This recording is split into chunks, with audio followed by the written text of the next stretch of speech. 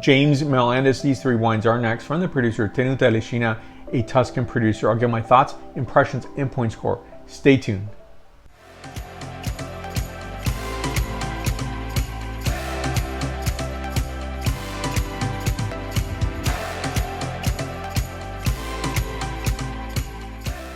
So we have Sasso di Fata, that's one site, and the other vineyard site is called Montepolli.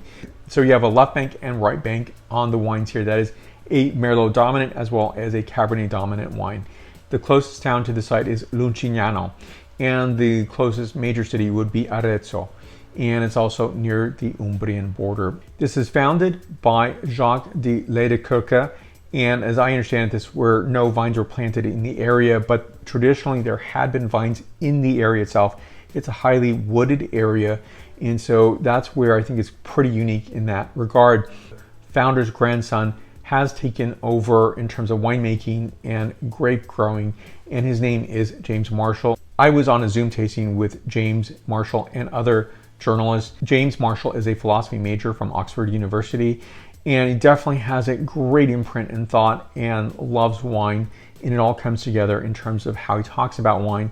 There's a lot of variation in terms of soil series, and so you get a lot of variations in the wine itself, and I think that's the remarkable, wonderful thing about his wines and the impression of the Tenuta itself. So Tenuta Licinia is, I think, coming to the marketplace with sterling, beautiful, gorgeous wines. Montepolli is on the estate. It's a vigneto, a vineyard. And so this is a 2019 vintage, and let me show you the back label for you to look at here. This wine is 47% Merlot, 22% Cabernet Sauvignon, 19% Cabernet Franc, and 12% Petit Verdot, 14.5% ABV wine. I think the climate and the terroir really go a long way to express wines differently. Even though they are a Bordeaux variety, I think they come across completely sterlingly beautiful and compelling. So here we go with the nose on this wine. Red cherry, red rose petal, as well as tarragon, slight game notation, and violets. Next is the palate characterization. Approachable tannins, remarkable acidity. This is going to age very, very nicely. And this is giving character of red cherry notes as well as pepper, clove, dried autumnal herbs. And this wine is 93 points out of 100 points. And next we're going to go to the next vineyard site, the vigneto, that is called Sasso di Fata. So we have two wines, a 2019 and a 2021. So this is the 2019 vintage. I'll show you this label up close and back label for you to look at here. And so this is going to be the Cabernet dominant wine. This wine is 75% Cabernet Sauvignon, 25% Cabernet Franc, and 5% Petit Verdot. Definitely garnet dash, a bit of copper around the edges. So it's a glorious capture. And so in this, a characterization of red cherry, bay leaf, tarragon, and I would say some suede dash leather notes. Next is the palate characterization. Gorgeous texture, appreciable acidity to this wine. So red cherry, dried herbs, as well as a hint of clove, pepper, and I would also say some violet red floral notation to this wine. This wine is 93 points, and we're going to talk next about the 2021 vintage. Fantastic to be on the call with James Marshall, and I think he is such a wonderful thinker. I like how he thinks about wine. He thinks about his family's wine and the site where the wines are coming from. And so I like his very specific focus. So I like James's crystallized, vivid expression, his use of language. Now I wrote down a note. He's reflected on his wines, and he uses a term identitarian when he talks about his family's wines. So a sense of region, history, terroir. And so this is the 2021 vintage of Sasso di Fata, and back label for you to look at here. This is a 14.5% ABV wine.